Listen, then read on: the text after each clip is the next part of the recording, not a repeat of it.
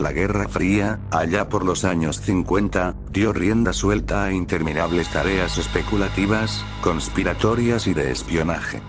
Muchas cosas salieron a la luz, otras quedan todavía en una nebulosa, y otras quizá nunca se sepan. Una de las teorías que no queda del todo clara está relacionada a la carrera espacial rusa. Rusia fue el primer país en enviar cosmonautas al espacio, siendo Yuri Gagarin el más conocido de todos por ser el primer hombre en salir del planeta, o al menos eso se dijo.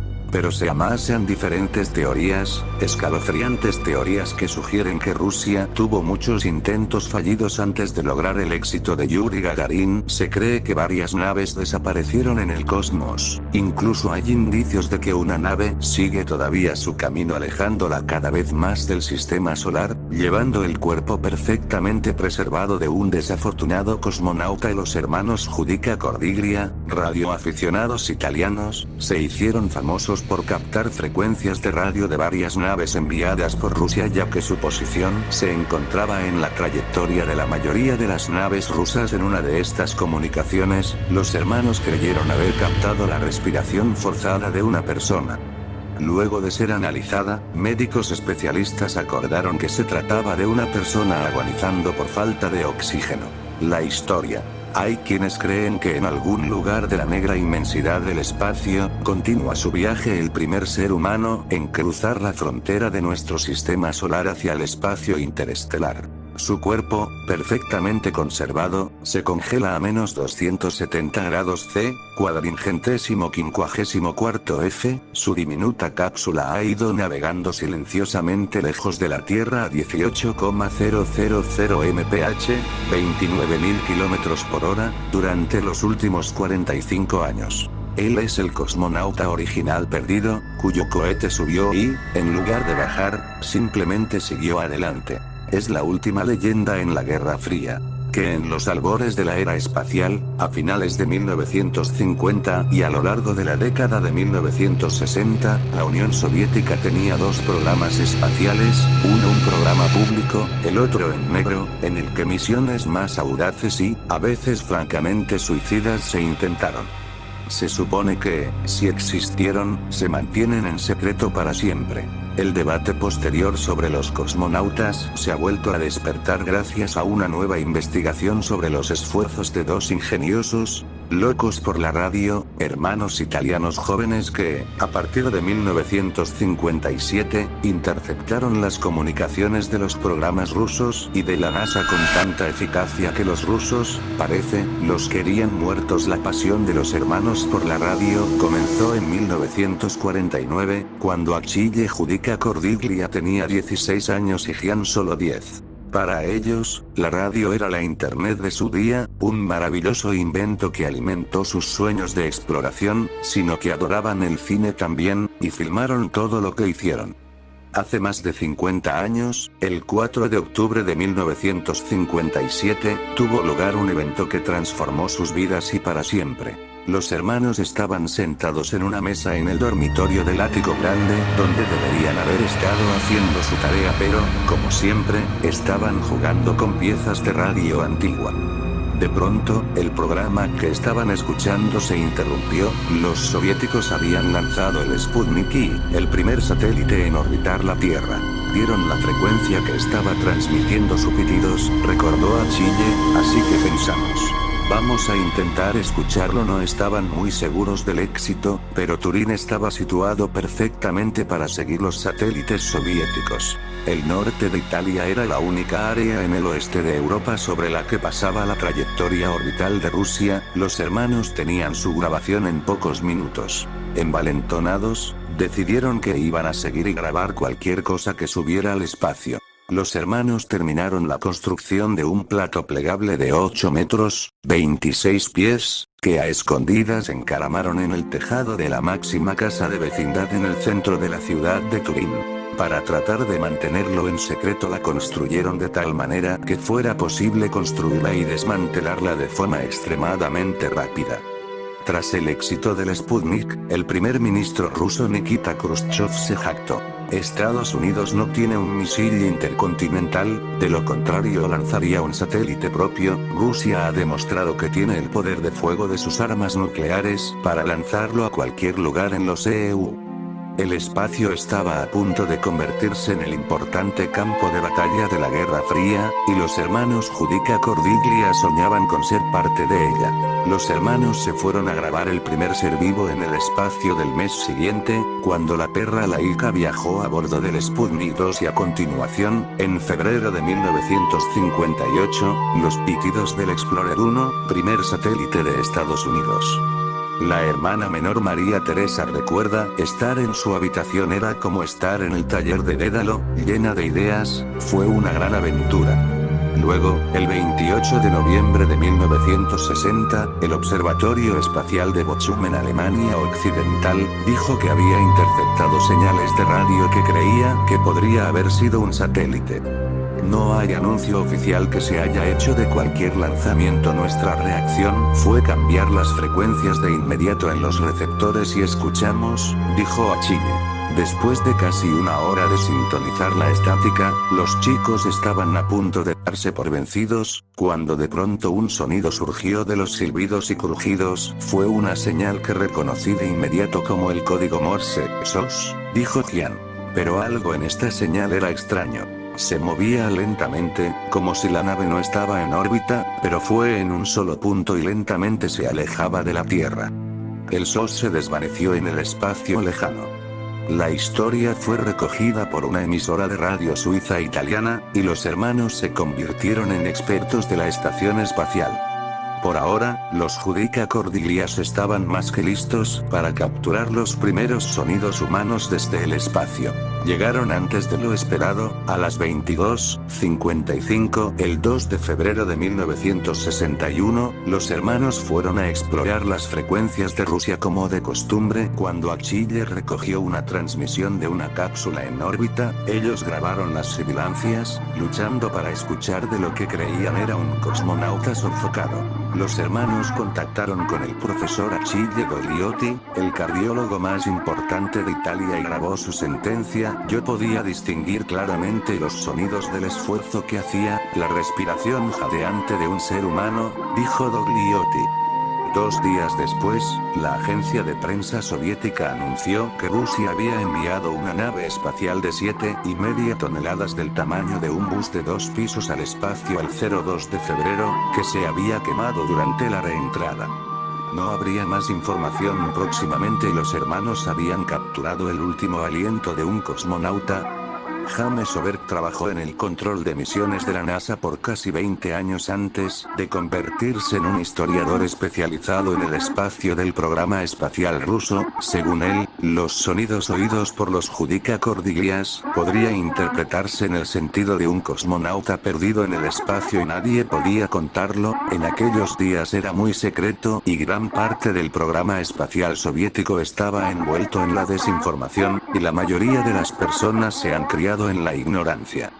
Gran parte de los primeros programas espaciales soviéticos siguen siendo desconocidas para el día de hoy. La información fue destruida, la mayoría de los implicados han muerto o desaparecido. Algunos historiadores han resuelto recientemente algunos de los misterios que rodean a los cosmonautas de la era temprana. Oberg descubrió que una famosa foto de los 6 de Sochi, un grupo de candidatos a cosmonautas originales de Rusia en el principio, había sido manipulada, borrando uno de los 6 hombres. Oberg descubrió que se trataba de Grigori Nelyubov, expulsado del programa en 1961 después de una pelea de borrachos con algunos soldados. Algún tiempo después, borracho y deprimido, Nelyubov se puso delante de un tren y murió.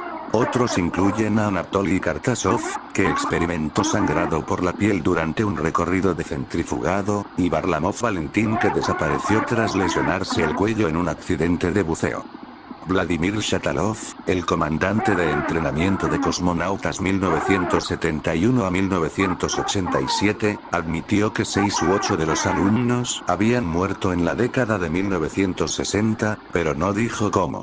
El cosmonauta ruso, al parecer, tenía que ser perfecto o no existía en absoluto. En 1971, 9 cosmonautas habían desaparecido de las fotografías oficiales que se relanzaron en honor del 10º aniversario del vuelo de Yuri Gagarin. Así que, ¿algún cosmonauta en realidad murió en el espacio? Una periodista rusa y en 1965 el cosmonauta candidato Yaroslav Golovanov alegó que el 10 de noviembre de 1960, un cosmonauta llamado Yelokonyev murió a bordo de una nave espacial en órbita. Mikhail Rudenko, un ingeniero retirado del espacio superior, afirmó hace unos años que las 3 primeras víctimas eran pilotos de prueba, que eran simplemente naves a chorro que los impulsaba hacia arriba en el espacio entre 1957 y 1959. Lamentablemente, no hay evidencia para respaldar estas afirmaciones. Pero los soviéticos eran maestros en hacer que la gente y las pruebas desaparecieran, por lo que es muy fácil creer que hubieron más muertes en los primeros días de desesperación de la carrera espacial. Los riesgos fueron llevados a cabo ante la insistencia de Khrushchev, que necesitaba resultados de influencia política. Las pruebas no fueron terminadas y los controles de seguridad fueron ignorados. El 23 de octubre de 1960, un cohete explotó en Baikonur vaporizando a 165 técnicos, un evento que fue silenciado por las autoridades soviéticas durante más de 30 años. Una fatalidad que sí sabemos acerca de los primeros días fue la de Valentín Bondarenko. A los 24, él era el más joven de los cosmonautas. Conoció su terrible final el 23 de marzo de 1961, mientras estaba en una cámara de presión como parte de un ejercicio de aislamiento de 10 días. Bondarenko dejó caer un hisopo de algodón empapado en alcohol en un plato caliente, que, en el ambiente rico en oxígeno, provocó un incendio que encendió su traje. Fueron 20 minutos antes de que la puerta a presión se pudiera abrir. Bondarenko se retiró apenas vivo, llorando "fue mi culpa", y murió 8 horas después, consolado por su mejor amigo, Yuri Gagarin. Las noticias del accidente estuvieron en silencio hasta 1986. 2 semanas después de la muerte de Bondarenko, el 11 de abril de 1961, un periodista italiano que trabajaba para la Agencia Internacional de Prensa de Moscú recibió una información de que algo de inmensa importancia iba a suceder. Llamó a los hermanos Cordigli y nos hizo saltar de la cama, dijo Achille, encendimos a nuestros receptores y comenzaron a escuchar. De pronto, en lo que fue un momento mágico, el silbido se desvaneció y una voz rusa surgió desde muy lejos por unos segundos.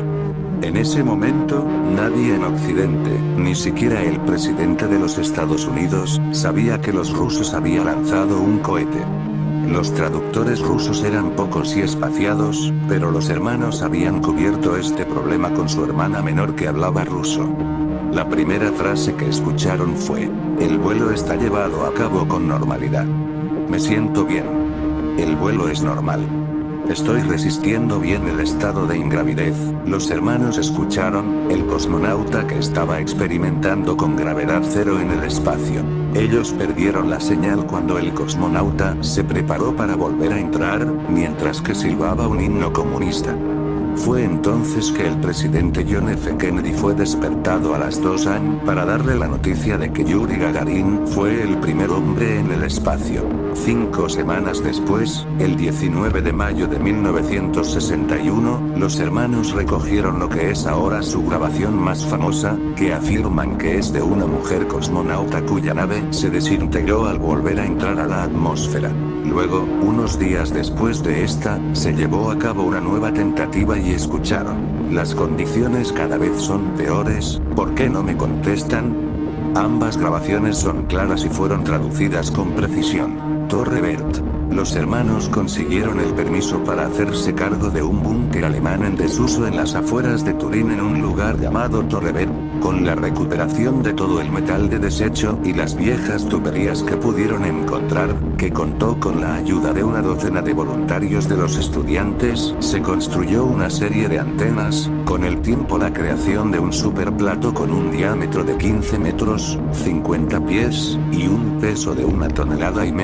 Los hermanos pegaron un letrero en la pared del búnker Torre Ver Centro Espacial en el interior, utilizando equipos desechados de la Segunda Guerra Mundial del ejército estadounidense, crearon una réplica exacta de Cabo Cañaveral, incluyendo un enorme mapa del mundo detrás de una hoja de plexiglas, junto con una pantalla LED que marcaba el progreso de los satélites. Relojes con el tiempo en Londres, Moscú, Cabo Kennedy y Turín. Los voluntarios llevaban batas blancas, mientras que los Estados Unidos gastaban $15 millones en un puesto de escucha. Torre Bert había costado casi nada a los hermanos, y como pronto descubrieron, funcionó igual de bien con la apertura de Torre Bert. Los hermanos Judica Cordiglia se convirtieron en superestrellas locales. Esos días fueron frenéticos y emocionantes, recordó la esposa de Gian, Laura, porque cuando se supo que había una misión espacial, amigas, amigos, alumnos y profesores incluso comenzaron a venir. Los hermanos encontraron socios para crear su propia red de estaciones. Cuando se recibió la noticia de un lanzamiento inminente, se notificaron 16 estaciones en todo el mundo. La entonces novia de Gian coordinó la operación. Los estadounidenses iban a poner a un hombre en el espacio el 20 de febrero de 1962, 10 meses después de Gagarin. Los hermanos Judica Cordiglia estaban desesperados por escuchar, pero la NASA mantuvo el secreto de la longitud de onda por temor de interferencia soviética. Nos encontramos con una fotografía de una cápsula no tripulada NASA Mercurio y se procedía al recobro de la misma del océano, dijo Gian. En la fotografía se podía ver la antena. Si podemos precisar el largo de esta antena, entonces tendríamos la frecuencia. Pero los hermanos carecían de una escala. Ellos le dijeron a su padre, un profesor de medicina legal en la Universidad de Milán, si tenía una solución. En la imagen, 4 hombres rana estaban sentados en una barca. Él utilizó el índice bicigomático, la distancia entre los huesos de la mejilla derecha y la izquierda en proporción a la anchura de la cara, para calcular lo que un cm04 in representaba en la fotografía. Me pareció tan simple, pero nadie había pensado en ello de alguna manera. Había conseguido romper el alto secreto de Estados Unidos. Dijo a Chile. El 20 de febrero de 1962, mientras que John Glenn yacía boca arriba dentro de la cápsula Friendship 7 llena de instrumentos, Torre Bert estuvo lleno de estudiantes, profesores, hijos, amigos, familia. Durante varios minutos, la estática se escuchó en Torre Bert, cuando de pronto silbó a Chile SSSSSSHH. Y entonces llegó la voz del primer estadounidense en el espacio. La cápsula acaba de darse la vuelta. Oh, ese punto de vista es tremendo. Puedo ver el cohete impulsor haciendo rotaciones solo un par de cientos de metros más atrás. Escucharon como Glenn engullía tabletas de malta, apretó un tubo de compota de manzana en la boca y al control en tierra dijo que se sentía bien. No he tenido ningún efecto negativo en absoluto de 0Gs, muy agradable. La agudeza visual sigue siendo excelente. No se observaron efectos astigmáticos. No náuseas o molestias de ningún tipo. Friendship 7 entonces se estremeció. El cuerpo de Glenn fue apretado por la fuerza G. Un resplandor de fuego cubrió a la nave cuando comenzó la reentrada. Cabo Cañaveral perdió contacto por radio. Lo mismo pasó con los Judica Cordiglias. En el caso de Cabo Cañaveral, el silencio se prolongó durante 7 minutos. Entonces se oyó la voz exultante de Glenn Boy. Gritó. Esa fue una bola de fuego de verdad. Dentro de la Torre de Bert, todo era una escena de júbilo. Nadie podía creer lo que había hecho. ¡Qué sensación! Dijo a Chile. Como todos los hackers saben, descubrir los secretos pueden ser peligroso, pero el riesgo es lo que hace el juego tan emocionante. Ese riesgo